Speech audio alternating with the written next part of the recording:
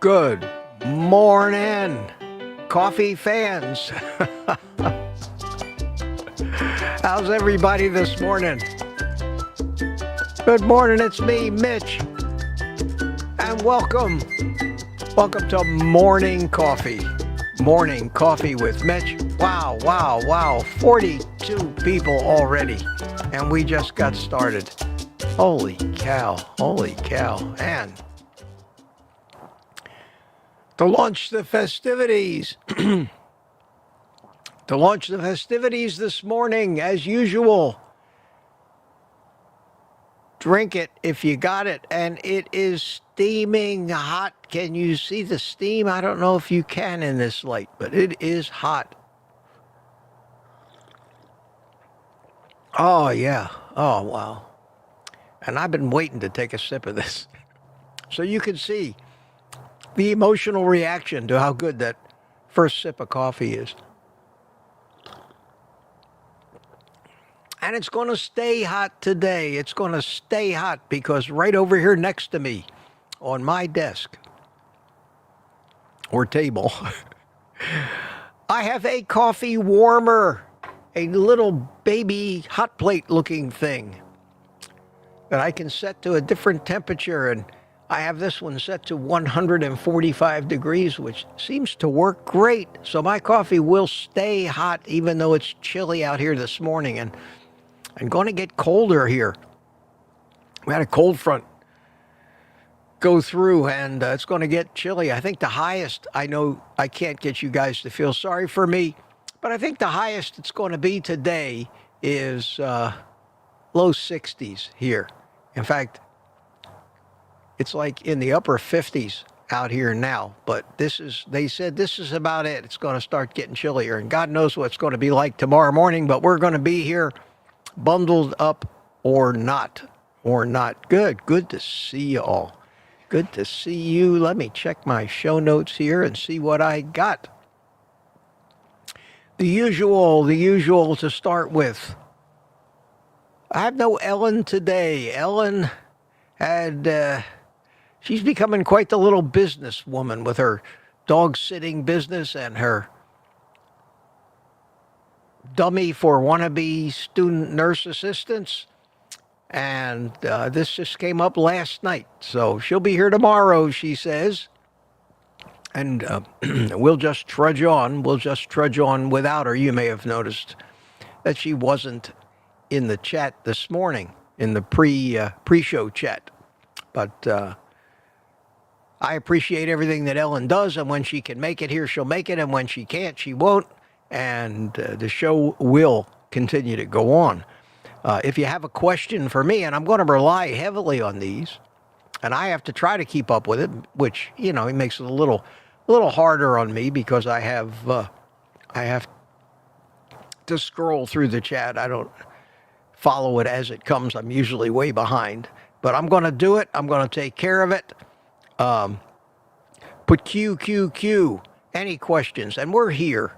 And I think most of us realize this for now, and at least I've realized that the reason that I'm doing this and the reason that I enjoy doing this kind of thing, as opposed to just making videos, even though they get a lot more views and make a little more money, I enjoy this more. This is the carnivore version of an AA meeting. Call it a CA meeting. Carboholics Anonymous. Even though that name gets thrown around a lot, I don't think there's a real official organization that has schedules of planned meetings and things. I know there's an organization called Overeaters Anonymous, but Overeaters Anonymous is nothing like what we do. What we do doesn't come from overeating. It comes from eating the wrong foods in any quantity, even just a bite. So we're going to call it what it is. It is a carb addicts organization, a Carbohydrate Anonymous, and I don't think it'll ever be the most popular thing in the world, but for those of us that enjoy getting together in the morning, talking about it, asking questions, confessing our sins, which is helpful, You know, hi, I'm Mitch, I'm a carbaholic, and you wouldn't believe how I screwed up yesterday. Why did that happen? How can I stop it? What tactics can I use? What mindset do I need to have? And it's incredibly helpful. The sense of community and the sense of support is as important as knowing how to execute the lifestyle itself. Maybe even more important, because what good is it to know how to do it, what to cook, how to shop, recipes, why would that be more important than knowing how to stop falling off the wagon all the time and blowing it? You might know everything and still be unable to do it. And that's why we're here. That's why we're here. That's why I'm here. If you appreciate, I'll give you I'm going to put a link in the chat right here that says, buy me a coffee. That's how I'm trying to make a living on this thing. If you appreciate what we're doing and you want to support my efforts and you can afford to do so, I would really appreciate it. And I'll try to acknowledge those on the stream. Sometimes I miss them in the mayhem, but always appreciate that. Also, you can help by shopping through my Amazon links on my website at OldGuyCarnivore.com. Links to stuff I use page. Doesn't cost anything. And it actually makes Jeff Bezos give me a tiny fraction of the profit that they make on everything that they sell. So those two things are the main thrust of what I'm doing to try to make a living at this and make it at least pay for itself. All right, enough shameless commercial plugs. You notice I don't have sponsors. I don't do what almost all YouTubers do to monetize what they're doing. This really is a labor of love for me. Really is. I get a lot out of it. The happiest time of the day for me is after I finish this stream. I just feel good about everything. So, what else do I have to talk about today? I want to thank, I don't think she's here. She doesn't seem to come into our live streams. But last Tuesday night, Francine Bourgeois from Canada gave me a 50 Canadian dollar super chat, which was generous as hell. And she said, this is so you can buy a coffee warmer so you don't have to have cold coffee out there on your chilly morning live streams. And I did exactly that. And it came yesterday. And it's terrific. And my coffee is hot. Oh, and it's wonderful. It's wonderful, guys. Perfect. I have it set to 145 degrees. And it's just sitting there helping to make my day. I was going to show you a bunch of thumbnails. In fact, I'm going to show you one or two real quick. I'm going to show you one or two of these thumbnails that I just shot off my YouTube feed yesterday. And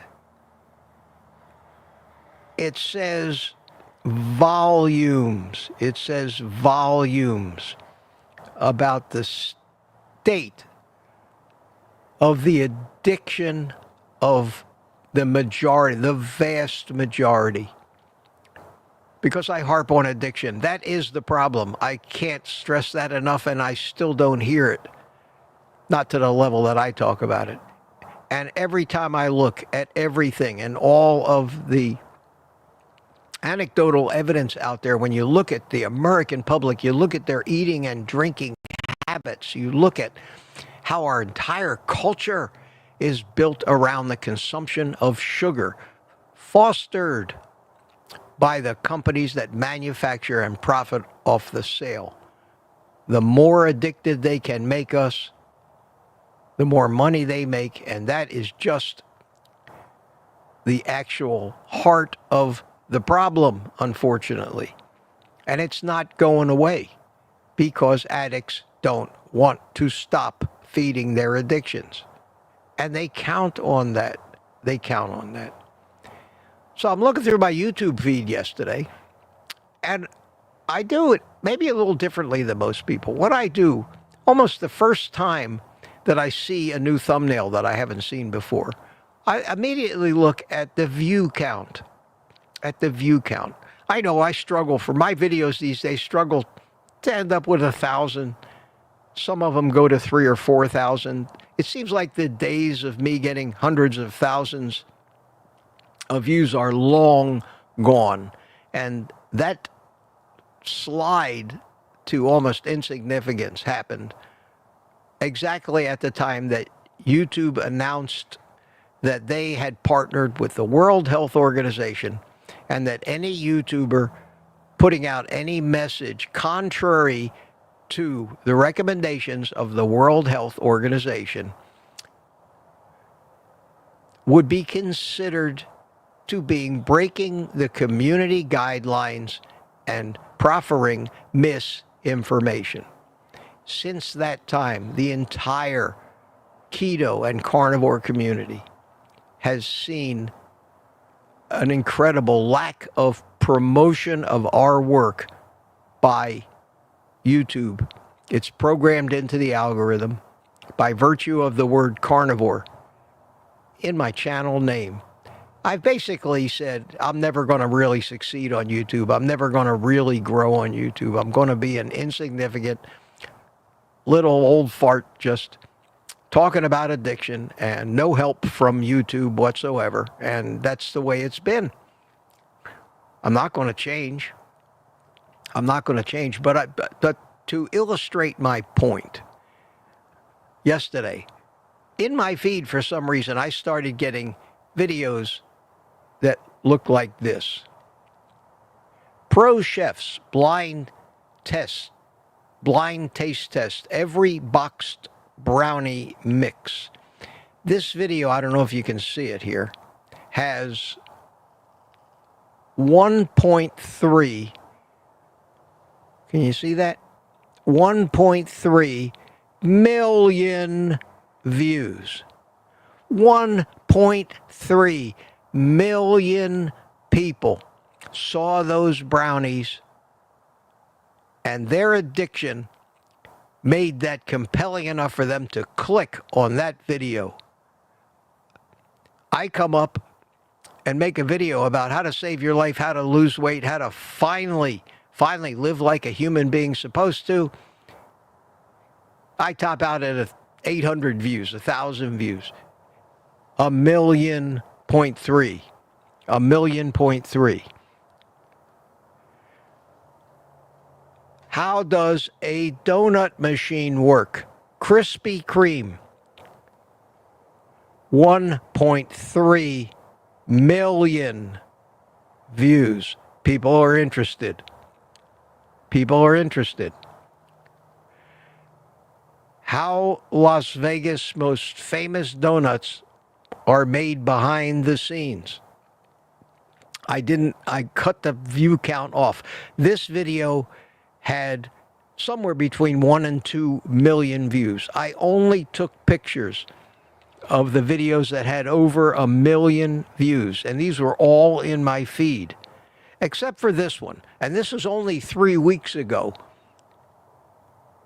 ASMR making peppermint candy canes with explanations and minimal talking. 400, how many views? 288,000 views in 3 weeks. So, oh, and then there was one here.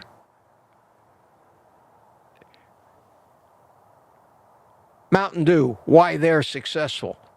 And this had 82,000 views in one day. In one day. People are obsessed with poisonous food. addicted so hard, they're drawn for some reason they don't even recognize to click and watch these videos. And what do you think it happens to a person? What would happen to you if you spent your entire day watching videos about how donuts are made? You think it might trigger your addiction? It's incredible. It's incredible. And it's very sad. But beyond sad, it really is flat out 100% confirmation that this is a real problem and it's really happening, even though none of us, other than the few of us here, are conscious of it and are trying to address and face this problem head on and doing what's necessary, which, as those of us that have been on this for a while find out, is the easiest thing we ever did in our life. It's the easiest thing once you change your physiology. So we're going to keep talking about it. We're going to keep talking about it. I keep looking around and observing those kind of things. I'm going to be here every morning, 7 days a week, unless something really pressing comes up and I can't make it. And that hasn't happened yet.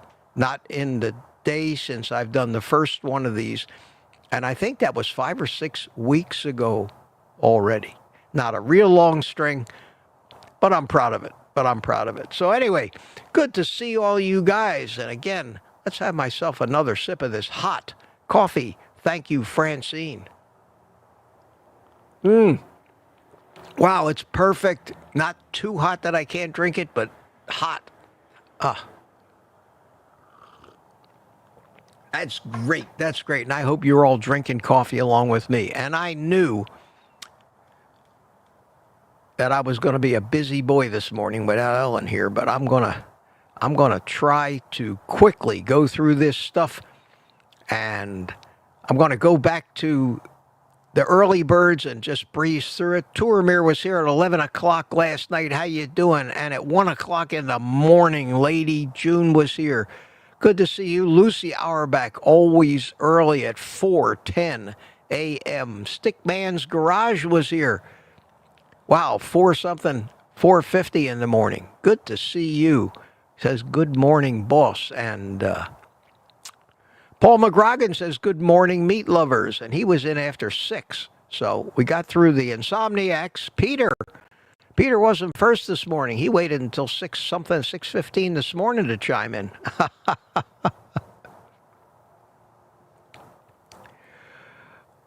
Couch Potato, good morning to you. Good morning, Couch Potato. And United Carnivore. Mike Seeley from Tampa, good to see you this morning. Always good to see you. Sandy Blythe is here. Patty Molden is here. Laura, good morning, Laura. Glad that you're feeling, I think she's talking to Peter. Yep, Peter had a bad day. Peter was in the live stream last night. He looked like he was doing better. Rick, Charger Mopar from Miami, good to see you. And Bob Black says, good morning from, is that Boches del Toro, Panama? Oh, Bob, welcome from Panama. How about that? And from right in the neighborhood here, Mike Seeley, Senior, father of United Carnivore here in Melbourne with me. Good to see you. Terry Sue's in here. How you doing? Good to see you. Terry Sue always calls us names. Today we are a sack of carnivorous cats. Very creative, Terry. I don't know how you keep coming up with all these different names to call us.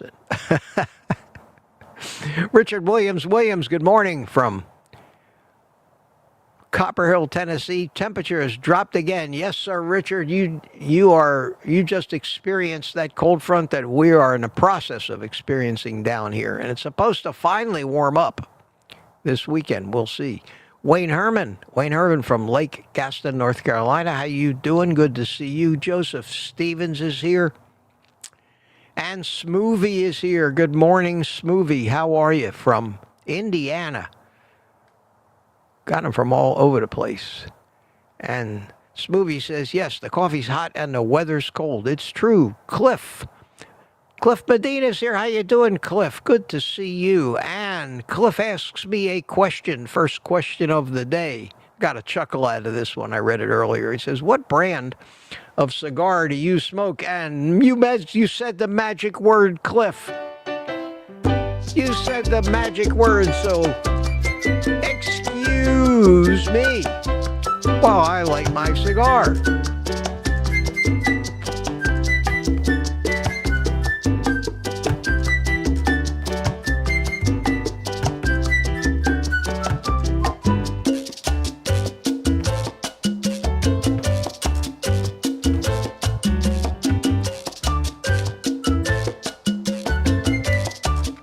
Oh, perfect. Perfect. It doesn't get any better than this. Hot coffee. Hot coffee.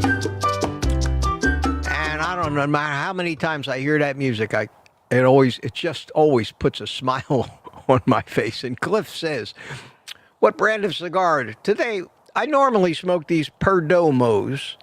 They're Perdomo Frescas. They come in different wrappers and shapes. This one happens to be a Toro, 6 inches long, 52 ring gauge Maduro wrapper. That's what I smoke. And then he says, I just started smoking them and my wife is pissed. Oh, man, way to declare your independence there, my friend. Yes, sir. Yes, sir. Yes, sir. Izzy's here with a question. Good, I like it. We got questions early, and holy cow, am I behind? I'm a half hour behind in the chat. This question came in before the stream even started, but let's answer it. Do I have to have butter? I got fat from the butcher and going to make tallow. The answer to that is an absolutely resounding no. There's no law that says you have to have butter. Butter is dairy. There's so many carnivores that have no dairy whatsoever and don't eat butter. I can't imagine Sean Baker or Anthony Chafee eating butter. I don't eat butter. I use butter for one thing. I sear steaks in butter. And sometimes I sear them in bacon fat. You can sear them in tallow. You can sear them in any kind of animal fat. But no, butter, I don't know. Maybe because you know how people want things that are supposed to be bad? That's why cigar smokers always think that Cuban cigars are the best cigars because they're against the law. So that must make them better. And it doesn't. It doesn't. Most of the Cuban cigars I've smoked have been terrible. 90% of them were actually counterfeits. They charge enormous money for them because of that forbidden fruit aspect of it. And butter has been demonized so long in our culture, when margarine came along. I can't believe it's not butter, that when a carnivore gets permission to eat butter, they go nuts on this stuff. Like steak and butter gal. And these people talk about just sitting there munching on sticks of butter. It's okay. It's great fat, and there's nothing wrong with it. But do you need it? No. You do not need butter. Not at all. Maybe you might even be better off without the butter, but I don't think it would make that much of a difference. But if you want to eat butter, eat it. If you want to eat a lot of it, if you want to put it in your coffee, go right ahead. It's pretty much pure fat. And in that respect, can only be good for you. It's a good question, though. Good question.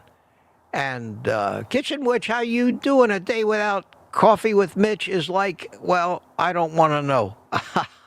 Very flattering. Thanks so much. Thanks so much. Wanda Girling's here. How you doing, Wanda? Good to see you. Good morning. Good morning from the deep freeze. Yes, in Missouri. And echoed by Terry. Right, who else? God, Gina Cav. Some of these names just blend together on this little notebook screen of mine. Good morning, everyone. 37 degrees. Yes. Are we up to 8:30 yet? Yes. We're up to 8:30 when the stream actually started.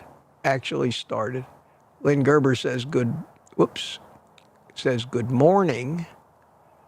Good morning from Deerfield Beach. Yeah, it's a little chilly down there, too. Cole's Addicts here. Good morning to you. Jeff Strzeslak is here. I'm going to have to start running through these a little quicker. Remember, QQQ in the chat. And just so you all don't forget, this is who sponsors this video. Me. I'm the sponsor. There's my link in case you should feel the urge to buy me a coffee this morning.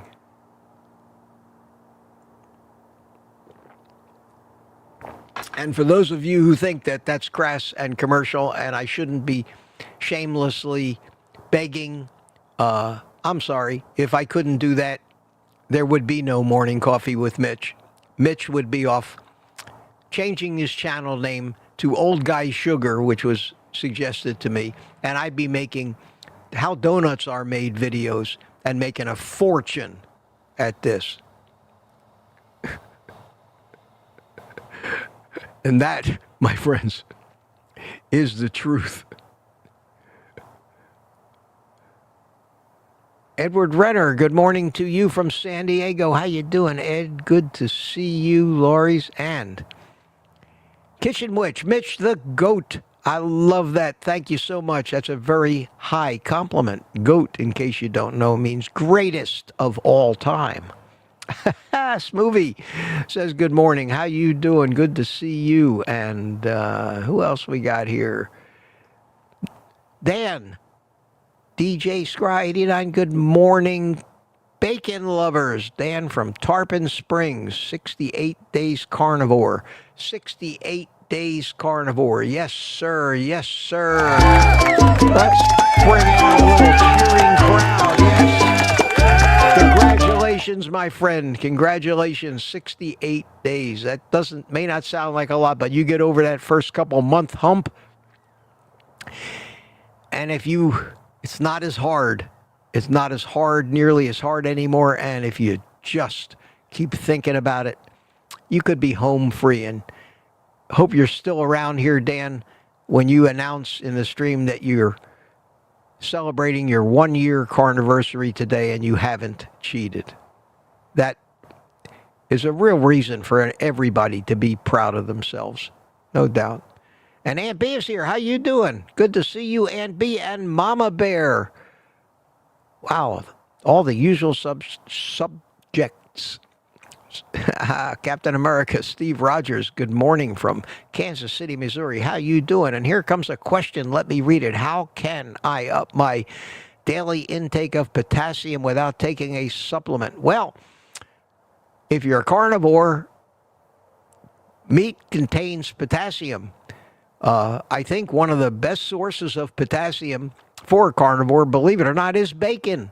Bacon is very high in potassium, as I imagine most pork is. So do a Google search and say which meats contain the most potassium and take a look at that and concentrate on focusing on primarily those foods. That's a good question, but sometimes there are supplements we have to take, and electrolytes are very, very common, and they're needed very often. So I wouldn't worry about that. And if you can't find a way to get everything you need from your food, drink a little electrolyte mix. I do.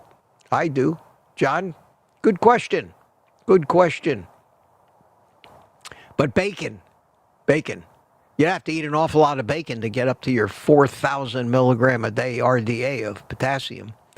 But one strip of the thick Wright's bacon is about 100 milligrams of potassium. So that's quite a bit. That's quite a bit. And Aaron is here. Booby Goats, good morning to you. Good morning to you. And I'm looking for questions. And that's what we're going to be doing here. Just going through the chat saying good morning to people and stopping when there's a question. Paul Filkner, how you doing, Paul? Flickner, sorry. Paul Flickner, good morning to you.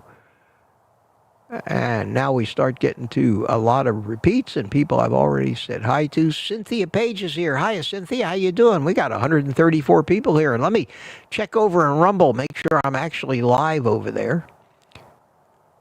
Yes, I am. Yes, I am. So let me take a second and say hi to those in the Rumble chat. Ketra, Keet, K-E-T on Rumble. Good morning, Rumble people. Mitch, I wasn't able to be here on the live stream yesterday. I did watch it. I never miss a stream. I see that. Ketra. Really good. And Panama Bob, good morning from Toro. Broke it up. Bo del Toro, Panama. Wow. Good to see you. And Mike Seeley's in there. United Carnivore. Rod Weeder from Mesa, Arizona. Hi, Rod. How you doing? And SPRAC 58. Dan. Good morning, my carnivore family. Eat meat and be healthy. And Ketra has a question. Mitch, did you put the coffee cup warmer in your things that you use on Amazon? No, I didn't. That's a great idea. I'll do that. The thing was only $24, and it's great, and it really works. And I need to do that, and I will do that today. Thank you, because it's perfect. It's perfect. The coffee, and I set it to the second setting, not the lowest, but the second. The thing goes all the way up to 185 degrees. But that would be really hot. I mean, I don't want to do that. They also tell you in the instructions. That you're supposed to use a flat bottom cup, and they show a cup that has a perfectly flat bottom, but no coffee cups are like that. Coffee cups, if you have these raised edges on the bottom, like I'm showing you here. And I said, well, holy cow, what good is this if I don't even own a coffee cup that has a completely flat bottom? So I said, well, let me try it with one of my coffee cups before I send it back. So I tried it last night for the first time on our private community live stream, which I did from outside here. So I could smoke my cigar because all the guys in there in our panel are always smoking cigars and making me jealous. So I did it out here last night, and I tried this coffee warmer for the first time. And it worked perfectly, even though the bottom of the cup wasn't flat. And it's working perfectly now. So yes, I will put it in my Amazon. The Amazon link's on my website at OldGuyCarnivore.com. Links to stuff I use every day. And let me see.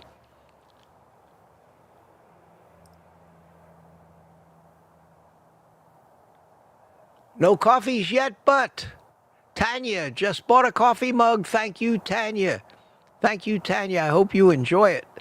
Become a member of the tribe here of people drinking out of their official coffee cups. That's great. Good to see it. And BMAT's here. How you doing, Matt? Good to see you this morning. Happy Friday to you. It is Friday. Dixie Scott's here.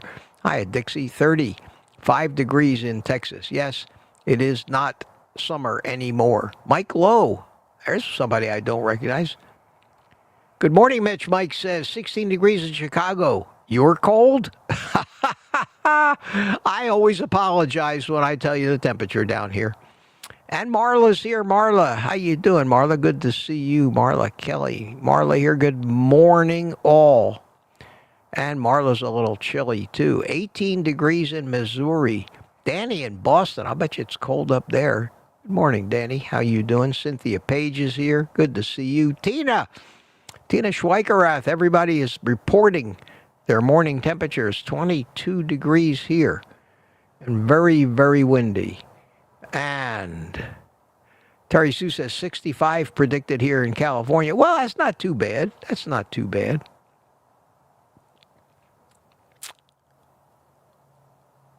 And who else is new? CB's here. Good morning, Sheriff. How you doing? My new schedule affects me being here continuously and on time. Yeah, you're busy, and I was hoping you'd manage. I know you said you had a Christmas party last night. I was hoping you'd manage to get in here last night and tell us all about your new job, but 'tis the season. Sandy Blythe.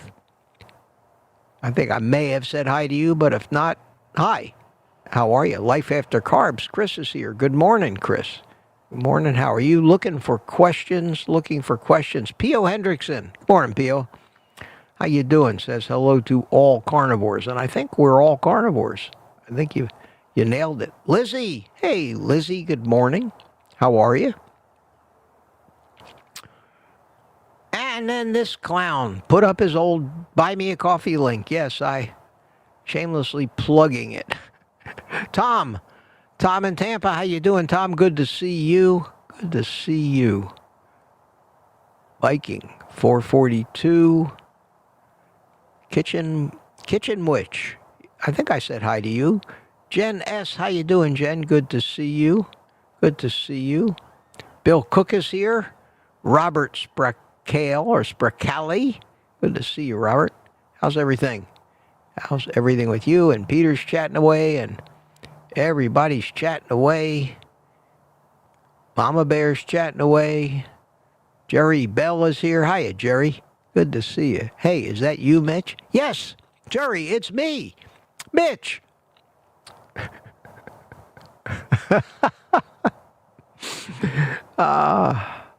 Okay, is this a question? No, I saw the word crispy in there. Look, or good and crispy. Moolicious, hey, Moolicious, how you doing? Thank you. Think this was Mitch's meatloaf recipe, but pork rinds, egg, and hamburger make such a cool and crispy hamburgers. Yeah, you can make patties out of them. That's great. That works great. I've done that. And Robert Morris, hiya, Robert. How you doing? 28 degrees in Gettysburg. Good to see you. And I'm still here. We go. Matthew has a question. That's a good question. How long you think it takes to get fat adapted? My ketone levels are between 0.5 and 1 for the last week or so. That's a good question for a couple of reasons. And while I think about where to start, I will relight this cigar without the music.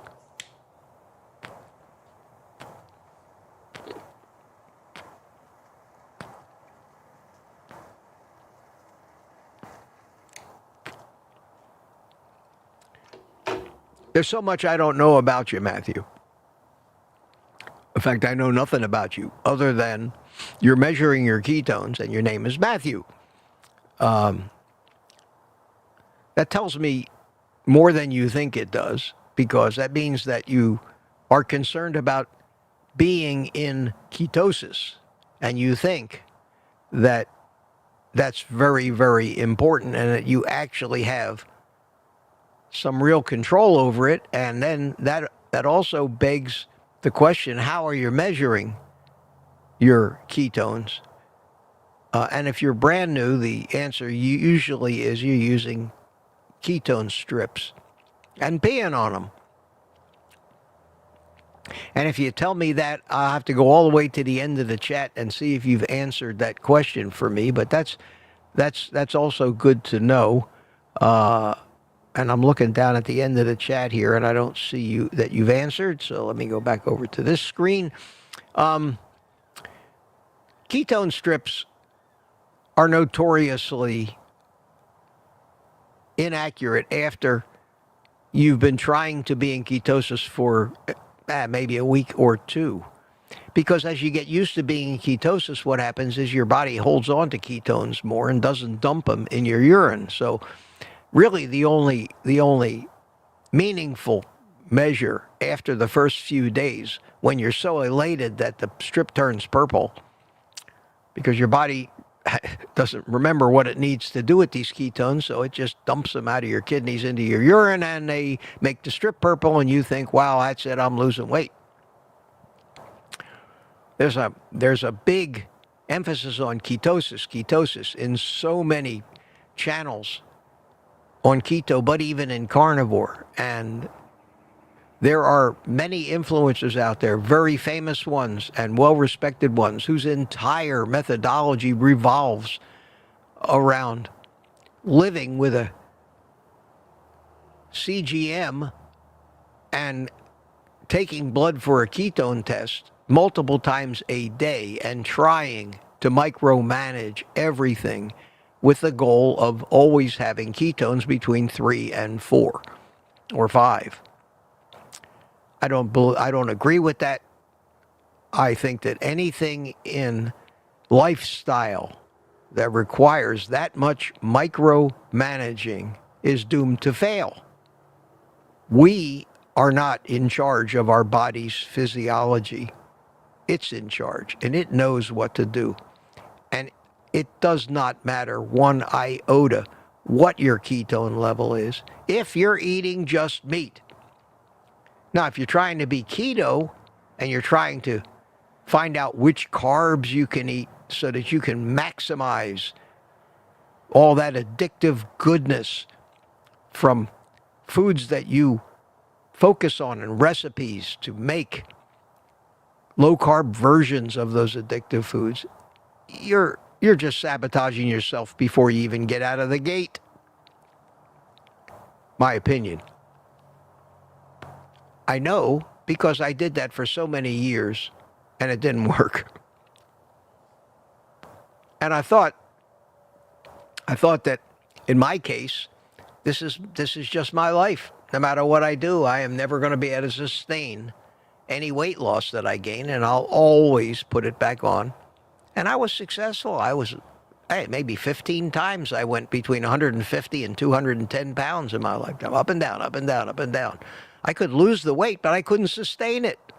There were too many unpleasant things, too many things I felt deprived of, that after a certain period of time, I just said, okay, I've lost the weight. I don't need to deprive myself anymore. And we all know where that goes.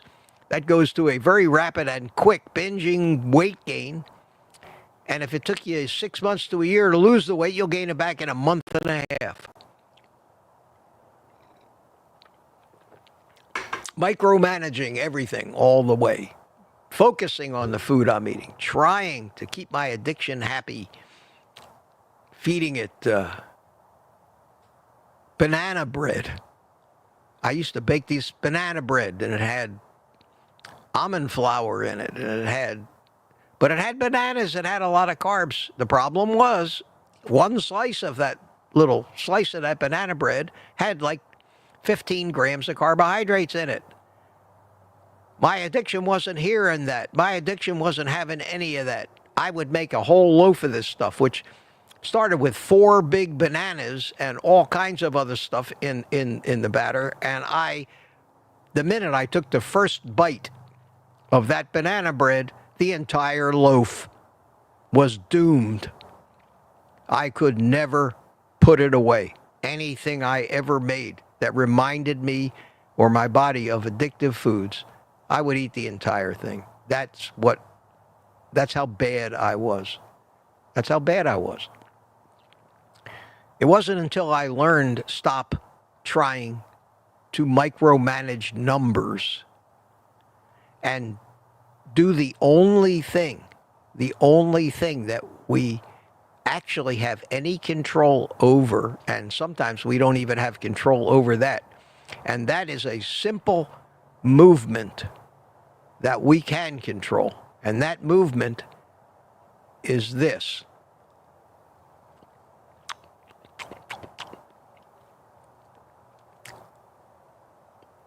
That is about the best our conscious mind can do. And what that contains on that spoon or fork is also something that we decide. The trick is not to let your addiction and your subconscious decide what's on that spoon or fork. And that's about all you can control and all you really need to worry about. And that's the beauty of a carnivore lifestyle, is you know what foods are okay to eat. And if you can exercise any control, that's where you have to exercise that control, and that is just eat animal products.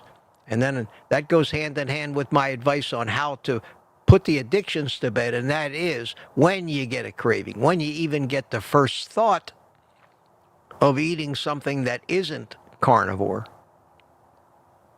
start immediately eating meat and fat until you're satisfied, until you don't want to eat anymore, and the cravings will go away. If that means when you begin carnivore, you have to do 10,000 calories a day of meat, forget the scale, throw it away. Just do the one thing that you still have conscious control over, and that is what's on the end of that utensil when you put it in your mouth. And that's my advice and has been my advice, and it's the advice I followed, and it is the reason why 2.5 years later I have never had a bite, a cheat bite. Not a plant, not a carb, not anything even sweet go into my mouth. And in the beginning, when I was fighting these ridiculous cravings, I had food prepared all the time. If I went out, I took some with me in a plastic bag. The instant I was triggered, and there's a lot of triggers out there, the instant I was triggered, I started eating meat. Not just a couple bites, not a snack. I don't snack. It's a whole nother subject. But what turns out to be a meal to satiety. And if you have to eat 6 meals a day in order to get past the cravings, do it. It won't take you very long. And your question was, how long does it take to get fat adapted? Depends on how you're approaching it. If you approach it the way most people approach it, you'll never really get fat adapted. The only way to get fat adapted is to eat no carbohydrates. Abstain completely, 0 carbs. Now, people will say, well, there's 0.7 of a gram of carbs in an egg. Yes, you're going to get some carbohydrate from meat and egg. It's insignificant, and it will not, you can't eat enough of it in that form to trigger an addiction. It will stamp out your addictions. So that's the message. That's the answer to that question. And forget the word ketone, because otherwise, here's what you're going to end up doing. You're going to end up wired to a machine, obsessing over your ketone levels, and you're going to start consuming exogenous ketones, ketone drinks, ketone this, ketone that. Your body will make the ketones it needs. You don't have to be in ketosis all the time. In fact, I'm of the mind you shouldn't be in ketosis. That's why our bodies manufactures glucose. We need glucose for certain things. The trick is just don't eat it. Let your body make it when it needs it, on demand, not a gram more than it needs. And your body will function like it has for millions of years until we screwed up everything with the agricultural revolution about 15,000 years ago. But we're still running on programming that's much older than that. Much older than that. So that's my answer to that question. I know that was a long answer. If you do it right, if you eat only the meat, it should take between 2 weeks and a month for you to really begin to see the signs of being fat adapted. And one of those signs is your cravings will be reduced by about 90%.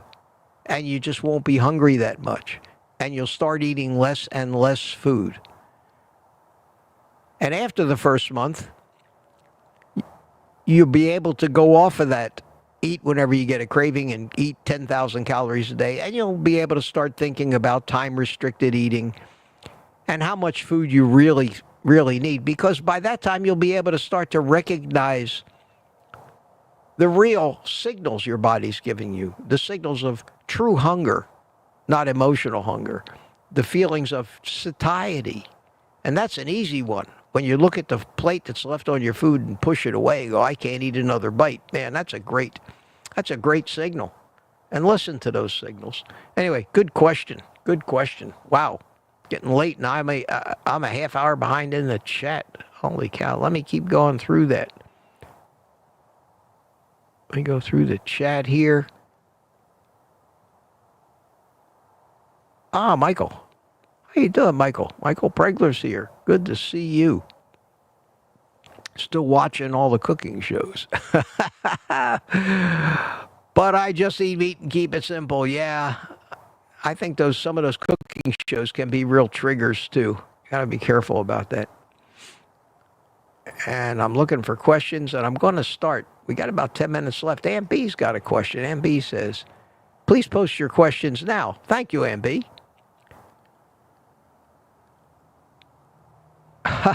Terry Sue says her coffee is better. She's so good in her Mitch cup. Yeah, I noticed that. And that's a benefit that comes at absolutely no extra charge. And my coffee is still hot. Wow. It's the perfect temperature. It's the perfect temperature. And here it's been sitting out here for over an hour. I usually make my coffee at about quarter after, getting ready to do the stream. I have two very important things that I need to do. I need to make my coffee, and I need to get a cigar ready and make sure I have a lighter handy. And in case I get thirsty, I have a bottle of water. It takes quite a while to set this thing up. Make sure that everything's there, because once I sit down in a seat, if something's on the other side of the room, I can't. I'm stuck. All right, I'm going to start going faster here in the chat and see if I can't see anybody that I haven't said hi to. Polish Mike, how you doing? Good to see you. I don't eat butter either. Yeah. Don't worry about it. And then, of course, Steve Studley chimes in, better with butter. Well, that's a personal choice. I never ate butter. I've never in my life ever eaten a piece of buttered bread. Can you imagine that? Never, not once ever have I ever bitten into a piece of any kind of bread where I smeared butter on it. So it's easy for me not to eat butter. I never liked it. I like to cook in it. I like clarified butter, like ghee, when I eat seafood, like lobster, to dunk it in. But other than that, I've never been crazy about butter. So this works out fine for me. If you really love butter, by all means, eat butter. Kitchen Witch says, my husband eats cold butter like a candy bar. Yeah, some people do that. Some people just really love that stuff. I've never been a dairy fan, so. Here's a question with one Q. Good enough. Victoria Ortiz, some days I just can't eat hardly anything, just not hungry. Well, nothing wrong with that. I don't know what your goals are. I don't know anything about you either, but I can tell you that if the best thing that I think you can do is just follow your natural instincts. If you're not hungry, don't eat. When you need food, you'll eat. It may be you got a lot of weight to lose and your body doesn't need any more. It finally learned how to get at the excess energy you've been carrying around with you. And here comes a la Cran Cognacki. Wow, God, that's a mouthful. Good morning, Mitch. He says, I used to drink Kool-Aid coffee. Now I just drink black coffee, even though I would. Delicious. Buckeye, Arizona. Good to see you. Good to see you. All right, I'm going through this here. Time flies, though, doesn't it? Sandy, man, Sandy's got 15. Oh, I thought they were Q's, but it says, ooh, Amish butter. That fooled me. It looked like a bunch of Q's, and it wasn't. But I am reading this, trying to read this as I go by.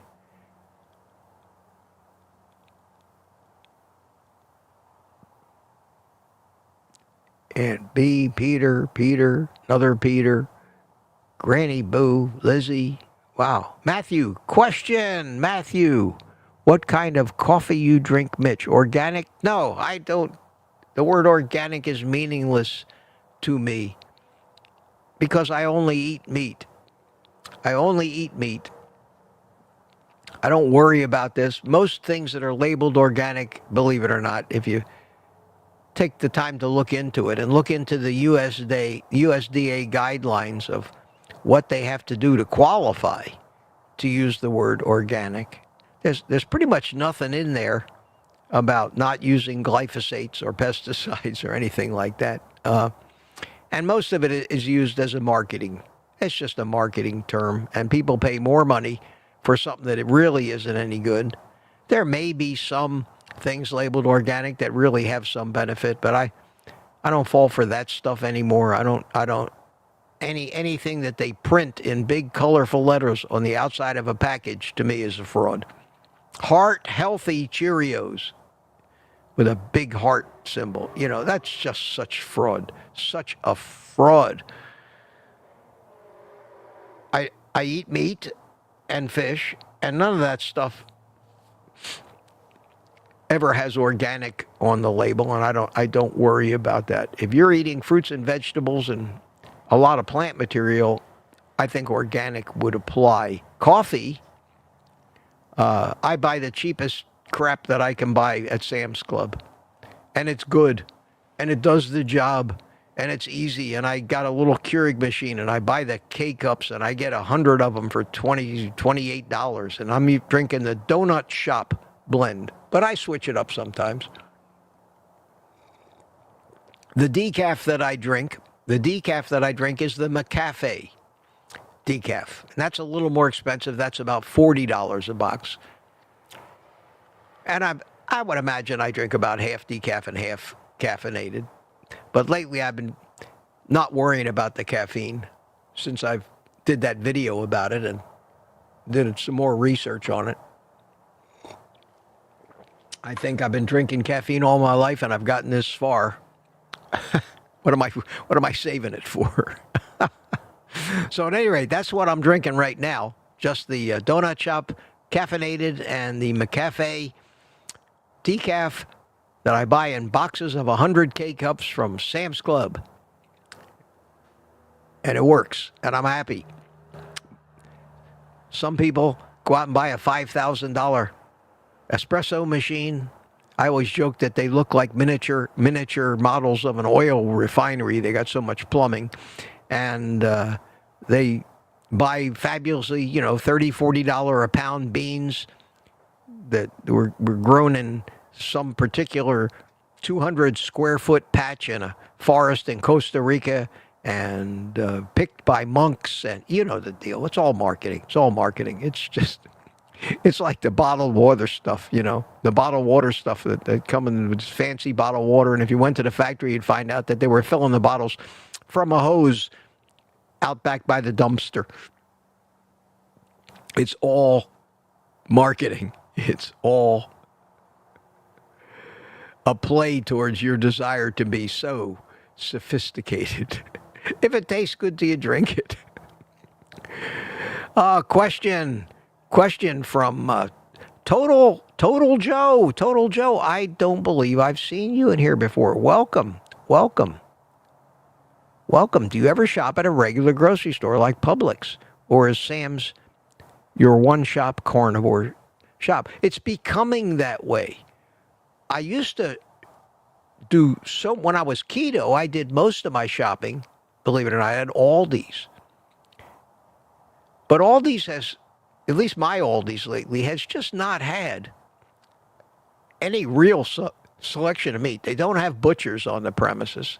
The meats that they sell are these vacuum-sealed, single-serving size things that I've never liked them, never ever gotten a decent steak. Whether it says grass-fed, grass-finished, whatever it says on it, they've always been crap. When I go to Sam's Club or Costco or even Publix, they have a butcher. You can see the actual, if you're buying a ribeye, you can see what it looks like. You can see whether the fat's marbled. You can pick the ones that you think would be the best. So yeah, I don't shop at Publix because why spend 50% more money? Because Publix is a great store and they have tremendous wide variety of things. They're very successful, but they're much more expensive. Their ribeyes are $18 to $20 a pound. Sam's Club is $12.50 a pound. And I go into Sam's Club and go in early and hit the markdown meat, and I get it for $8 or $9 a pound. And it's terrific. It's terrific. So, not by choice or conscious decision where one day I woke up and said, that's it, I'm only shopping at Sam's Club, but I've kind of metamorphosized into pretty well getting everything I need from Sam's Club. And why not? And I have a Costco membership, and I hardly even ever go to Costco because it's further away, and it's always a madhouse. And they don't let you in early like Sam's Club does. I have the Sam's Club credit card. I get 5% off of everything I buy. I get 5% back. They have a gas station there that I can go to at 7:30 in the morning before I go into Sam's, and it's never crowded. I don't ever have to wait in line. I go into the store. I'm the first one in. The store is stone empty. I go right to the meat counter. I'm the first one there to get to see every time, to see the choice of the stuff they just put out, the markdown meat. All the butchers in Sam's Club know me. They know I'm a carnivore. They know I look for meat. They guide me to things. They'll bring special things out that they haven't put out yet for me. I love it. I love the attention I get there. I love the fact that I don't have to fight anybody and compete with anybody else for the products that I want to buy. And I'm out of there usually in 20 minutes before the rest of the world is waking up. And I do that on Wednesday mornings now, because on Wednesday mornings I start my morning coffee with Mitch at 10 a.m. so that I can go to Sam's at 8, do my shopping, get home, and still have plenty of time to set up my little studio outside and come and visit with you guys. Come and visit with 132 of you guys right now. Wow. Wow. And got 17 people watching on Rumble. Wow. Wow. Not a chatty bunch over there, but not like here. So I'm a half an hour behind in the chat. Holy cow. It says 9:02. The clock says 9:32. So what I'm going to do real quick, and I never get done these things on time, is I'm going to just look for the QQQs, because I want to try to get them all. Terry Sue. So don't ask any more questions, guys, because I won't get to it. Save them for tomorrow. But if you've already asked a question today, I'm going to try to get to it. I'm going to try to answer it briefly. I really love catfish grilled over charcoal. It tastes like a tender steak to me. Is catfish healthy? Seems to be bottom feeders should be mineral dense. I don't know. There's and I'm just going to say, I'm going to answer this in a way, in a qualified, I don't know. I would say it couldn't hurt you. The stuff that a living thing eats gets processed and metabolized by their body, and what the end product that actually gets deposited in the meat and fat, it's impossible to know unless you've done a study on it. So you might want to do some research about catfish. There's a lot of people in the South that eat a lot of catfish. They're doing pretty good, and they're doing better than the carb addicts. So it's like people say, well, I don't want to eat grain-finished cows because I don't want to eat all that grain. Well, the grain is not in the meat you're eating. The cow has taken that grain and metabolized it. Same thing with most of the antibiotics and anything else that they eat. Same thing with human beings. No matter what kind of shit you eat, your muscle meat in your body is going to be pretty much the same as everybody else's. You may have a little different ratio of omega-6s to omega-3 fats, but I wouldn't worry about that when it comes to fish. And if it keeps you on carnivore and it helps you and you really love the catfish, eat the catfish. Eat the catfish. I can't imagine there's anything that bad about it that's going to make any significant change in your health or your life. So that's my answer to that question. Don't sweat the small stuff, I guess. All right, any more questions? I'm looking. I am up to 9:10 in the chat. You guys are still hanging in there with me with bated breath. Look at all of you guys. Here's somebody I haven't even said hi to. Thinking for myself. Good to see you. I use bacon as my snack for craving. Yes, just stop. My advice, at least the way I live, is I don't ever consider anything I put in my mouth as a snack. I only eat whole meals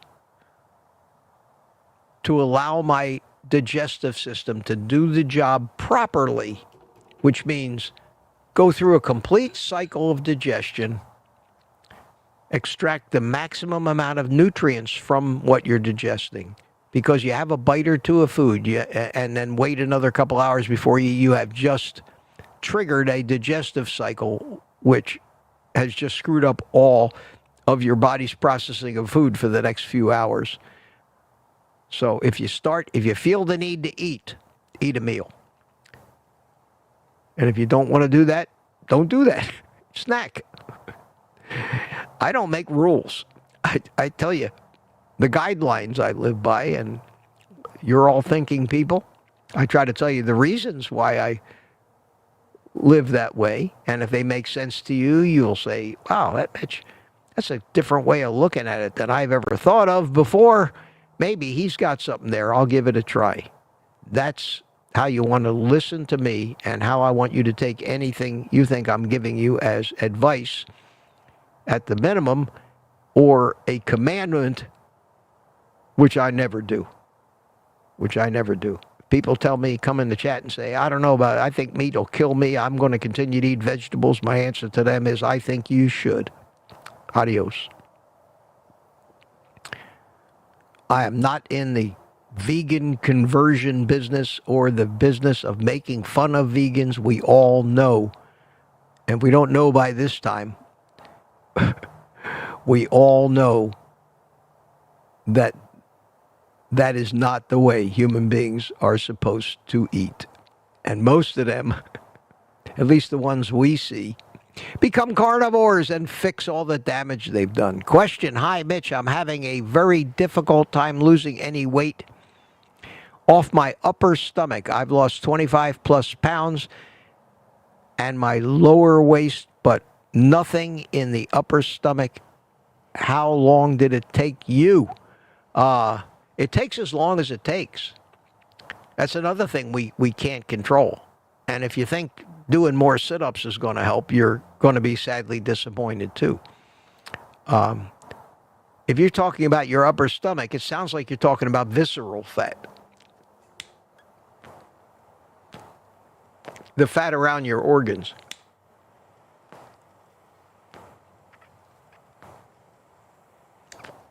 I assume you're not eating any fruit or anything that contains fructose, because fructose is not like glucose. Fructose does not circulate in your bloodstream. Fructose goes right to your liver where it's turned into fat and deposited around your organs and in your liver and pancreas, and you look pregnant. And that's the worst kind of, they say it's the worst kind of fat. I've actually seen both sides to that argument, but it's still fat. And you don't want it. And make sure that you're getting zero carbohydrates, because none of this is going to work if you're still eating carbs.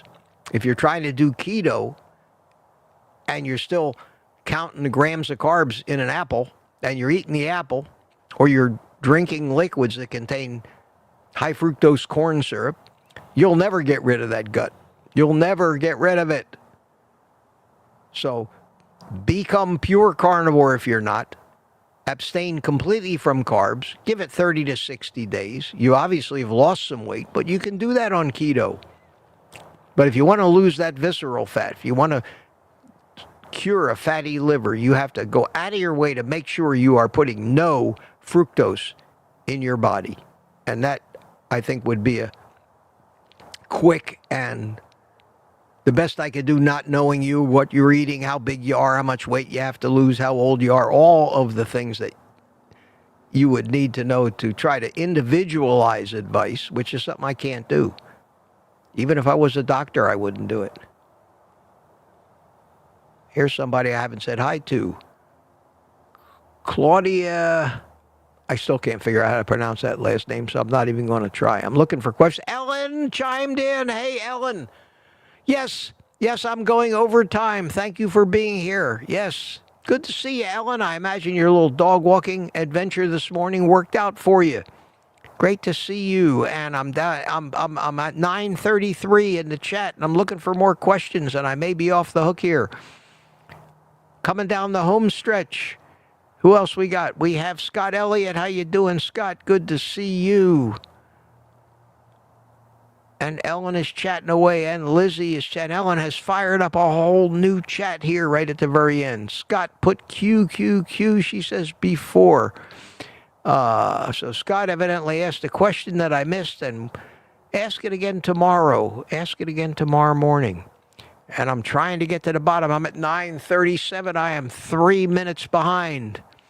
I need some tense music in the background, like they put in the movies to create tension.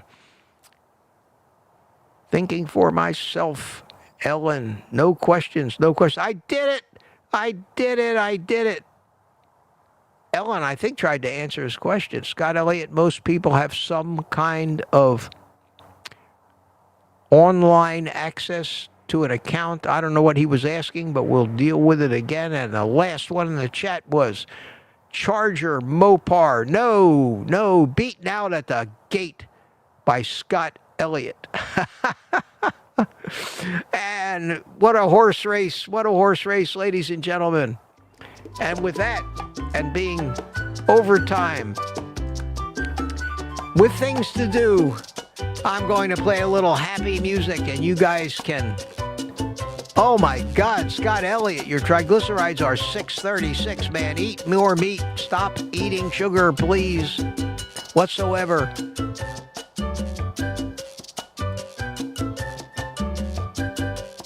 Terry Sue says, looks like it's about to wrap up. Yes it is. And people are starting to say goodbye. I will relight my cigar.